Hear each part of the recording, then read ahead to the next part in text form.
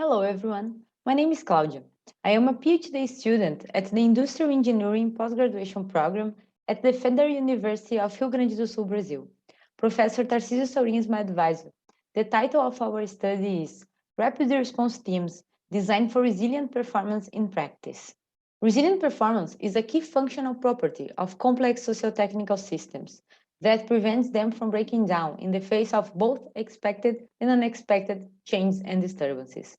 Resilient performance has an emergent character, partly arising from the self-organization of people who fill out gaps in work system design, and partly from built-in resources and structures.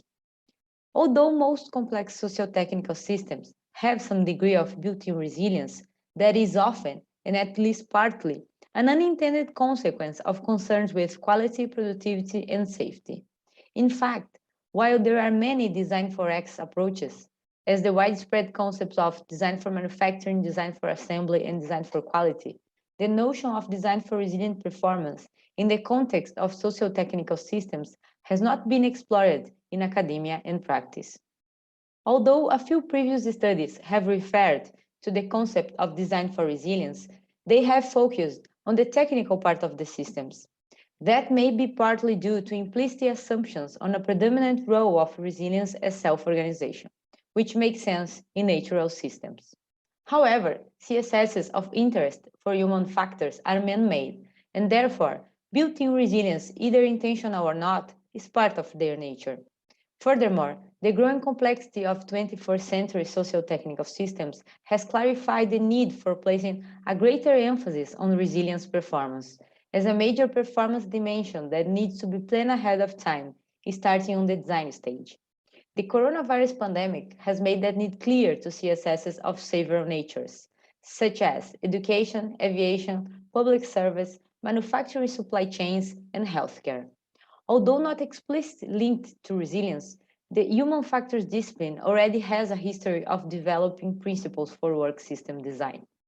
Against this background, we have the following research question. Which are the concept and core principles of design for resilient performance, and how do they work in practice? To answer this question, we conducted an extensive literature review of disciplines that directly or indirectly present the FRP principles, such as resilience engineering, cognitive systems engineering, high reliability organizations, socio-technical systems, macroeconomics, complexity theory, and systems engineering. We selected seminal works. Based on this review, 113 design principles were initially identified. After an initial analysis, checking for redundancies, and discarding principles clearly not relevant to the FRP, we came up with a much shorter list of 24 principles. We decided to apply the Delphi method by refining these 24 principles, whether by joining, excluding, or even adding more principles to the list. The Delphi method allows identify consensus, if any, among a selected group of experts in relation to a given subject. Our group was formed by 25 experts from 9 countries. Between May and July, 3 rounds of the Delphi method were conducted. The concept of design for resilient performance and a list of 7 design principles were built by the group. Looking to validate these principles in practice, we decided to apply this protocol considering the rapid response teams of 2 hospitals. Rapid response teams were chosen for this study as they are relatively small organizational structures, thus providing a viable scope in healthcare that apparently fit the notion of design for resilient performance. Data collection in both hospitals followed similar procedures, involving the analysis of standardized operation procedures that described rapid response teams functioning and semi-structured interviews with 4 workers from the afferent arm and 4 workers from the efferent arm. Transcripts from interviews were analyzed in light of the 7 principles of design for resilient performance, shedding light on their implementation. Our final concept is design for resilient performance is the use of design principles to support integrated human, technical, and organizational adaptive capabilities. The list of principles is presented below. There must be functional models of the system. Make variations in performance visible. Use the type of standardization that best fits the nature of the function. Design lack resources and strategies. designed for acceptable performance even under degraded conditions. Design must involve leveraging diverse perspectives. And finally, design to support continuous learning at the individual and organizational level.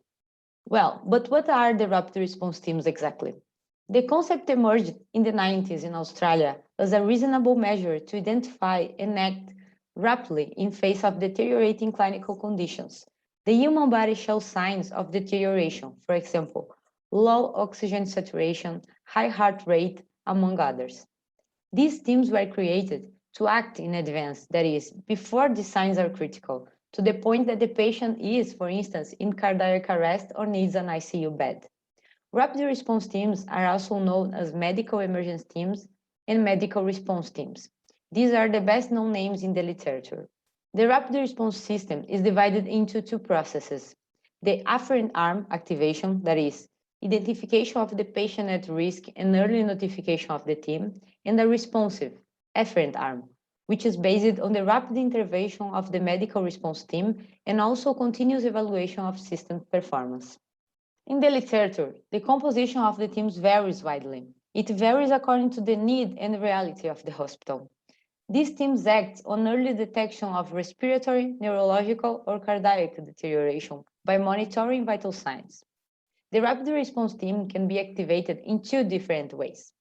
It could be through dichotomous triggers, for instance, once one of the vital signs is within the activation parameters, and it can be also through aggregated scores. Scores are given according to vital signs, and then a sum is performed.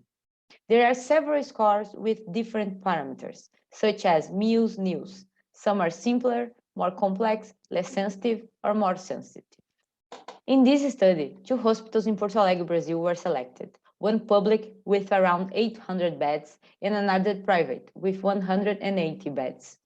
Both hospitals considered have been operating for over 50 years. Hospital A presents a rapid response team since 2014, while Hospital B has a response team since 2015. In both cases, the rapid response teams are formed by an efferent arm composed of one doctor, while the afferent arm is composed of nurses. They have the same time to respond to a call, up to 5 minutes. The main difference between the teams is the activation parameter used. Hospital A uses dichotomous triggers, while Hospital B uses an aggregated score, the news. Hospital A presents the form of activation by a single parameter. That is, triggers are used to trigger teams. Triggers occur when there are one or more variations outside the parameters considered normal for the following vital signs. The parameters are shown in the first table. Hospital B adopts an early warning score, known as National Early Warning Score. This score consists of verification by the nursing staff of neurological status, heart rate, respiratory rate, pressure, temperature, oxygen saturation, and the level of consciousness shown by the patient. These criteria are similar to those considered by Hospital A parameters, except for temperature. According to the signs measured, these are categorized into zones, which have a score ranging from 0 to 3. The higher the score, the further away from the normal situation is the vital sign. A sum is performed according to the score of which vital sign obtained. The team must be called upon when the value 5 or higher is scored. Furthermore, if only one vital sign directly falls under the score of 3, the rapid response team must also be activated. Some principles in practice. There must be functional models of the system. The function of the system, both under normal and degraded conditions, must be explicitly modeled, so as it can be influenced through design. These models must include the main interactions with the external environment. A clear description of the system's function should be available and serve as a reference for all who directly or indirectly contribute to the design team. The rapid response teams present written standard procedures, which explain the purpose of teams, their formation, functioning, and responsibilities of the efferent arm and the afferent arm. There are details of activation parameters, team activation process, and response time.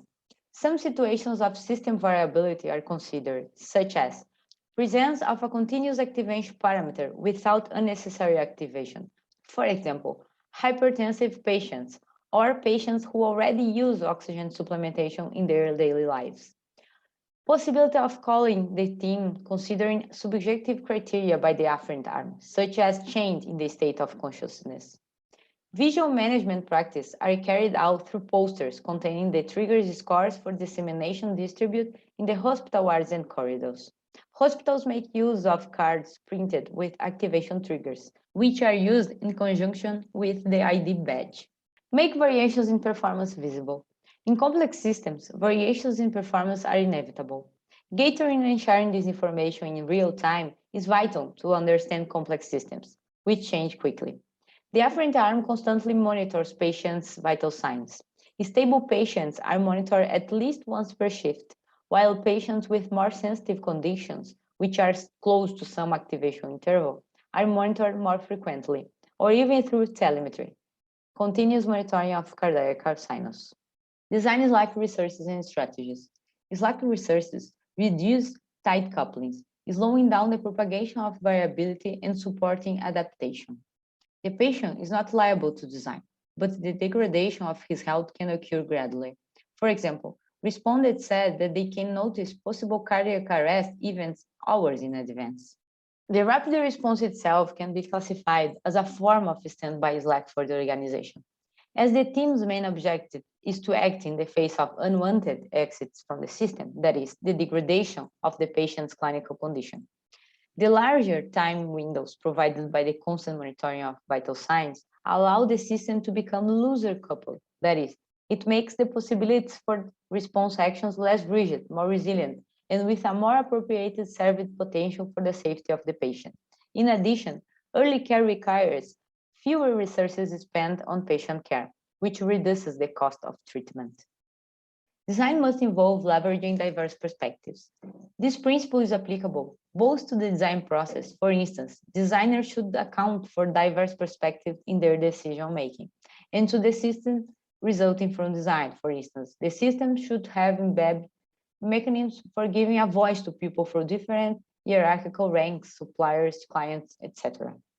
According to the literature, the afferent arm of the rapid response teams are multidisciplinary, formed by doctors, nurses, nursing technicians, and physiotherapists. In addition, patient care is carried out jointly by the afferent and efferent arm, which allows decision-making considering multiple perspectives.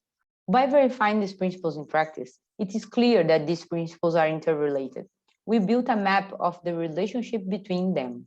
For example, continuous learning at the individual and organizational level benefits from the consideration of diverse perspectives.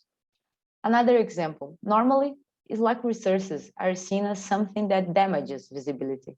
However, in this study, it was possible to notice another kind of relation where Slack can be rapidly used when the systems provide visibility.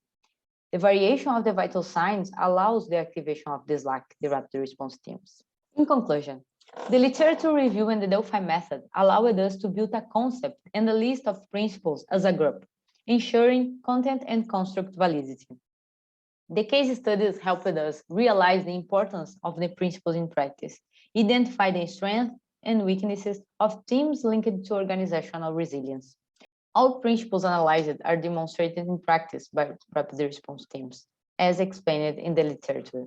However, the teams considered in the case study showed some failures in complying with the principles, affecting the resilient performance. In this context, we bring a few practice suggestions, as actualization of dissemination of SOPs with easy access by the team members, evaluation of triggers by both arms, the attendance of response time, formation of multidisciplinary teams, periodic meetings with members of both arms together to discuss work as imagined and work as done. Despite not being a system in the design phase, the principles are helpful to evaluate the existing system, helping for a possible redesign, even though some principles can be seen as intrinsic to the system. For example, designed to degrade the deterioration. In our case, the system is the organism. It is not possible of design. This exploratory studies is still ongoing.